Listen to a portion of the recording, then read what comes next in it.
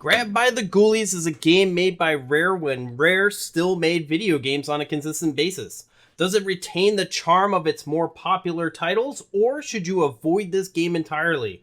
Find out on this episode of Viewer Voted Review.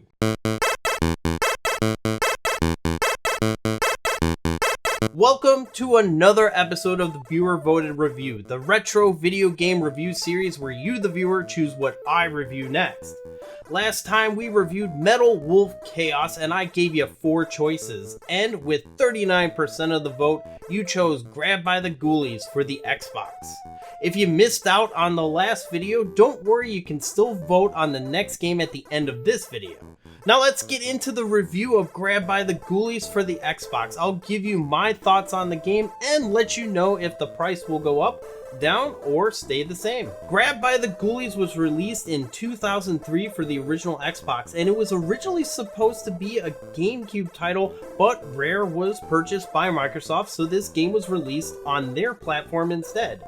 In this game, you star as Cooper, a young teenager who must rescue his girlfriend while being trapped in a haunted mansion. And this game is an action-adventure game with some quick-time elements mixed in.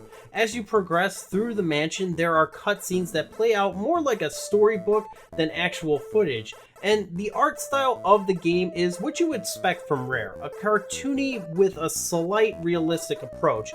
Like Banjo-Kazooie titles, the voices of the characters are grunts and yelps and not actual spoken word, which is nice for me since voice acting can be hit or miss. The game's controls are a bit dated. Since this game was designed for the GameCube, controlling the camera takes a bit to get used to. On modern games, you control the camera with the right stick, but in this game you can control the camera with the left and right triggers. And this means that the camera controls are pretty sluggish compared to modern games, but you can still manage to fight. And since controlling the camera is done with the triggers, the attack function is performed by the right stick. And you don't really have control of Cooper's attacks, but flicking the stick in the direction that Cooper is facing will cause him to throw punches or kicks depending on the whim of the game. What's difficult is that if there's an enemy behind you, you will need to push the stick that way. And the attacks are animated, so they feel a slight delay between you hitting the stick and the attacks actually landing. And this can feel pretty frustrating, especially when there are multiple enemies on the screen. There are only 2 face buttons used in this game, A and B. A will pick up an item that can be thrown with the right stick, and B will discard that weapon if you don't want to use it. Every so often you'll get a permanent weapon which doesn't break but has a fuel gauge that you'll have to wait to recharge if it gets too low. While the weapon doesn't degrade, you do have to give it up after a challenge is completed. Once you get comfortable with the game controls, then you can start to proceed through the mansion, and the game actually starts to flow a little bit better. Each room has different objectives. You either kill all the baddies or find a key, and the thing that I like, that even though the rooms feel very expansive, it's hard to get lost. Most rooms only have one way out at any given time, so you'll know which way to go next. The main villain in Grabbed by the Ghoulies will taunt you and change the amount of health you'll have in each room. Sometimes it's 40, and sometimes it can be as low as 10. It can be challenging, but there are plenty of power-ups around the room to help you along the way. Also, the health essentially resets after each room, so even if you do get low, the next room will have a different health level. The power-ups are pretty interesting as well. Some just increase the health of Cooper, but others increases speed or damage, and there's a power-up that allows you to kill enemies in one hit, which comes in handy against more powerful enemies. There are some areas where you are on rails and get spooked, and you must complete a quick-time event, and failure to complete it correctly can result in loss of health.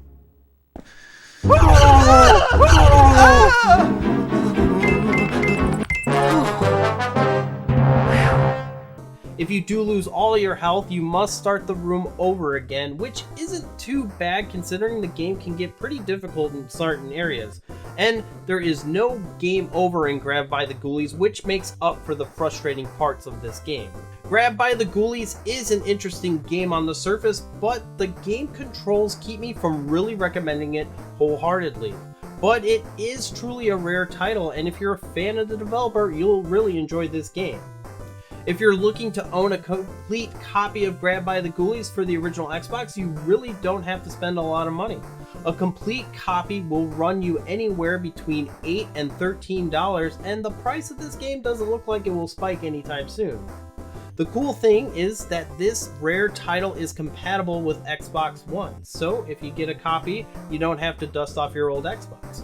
But if you really want the definitive version, it's available on Rare Replay for the Xbox One. The Rare Replay includes Grabbed by the Ghoulies and a bunch of other rare titles, including both Banjo-Kazooie titles and Conker's Bad Fur Day.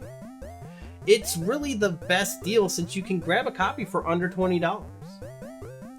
Now that we've reviewed Grabbed by the Ghoulies, it's time to vote on which game I'm going to review next, and here are your 4 choices.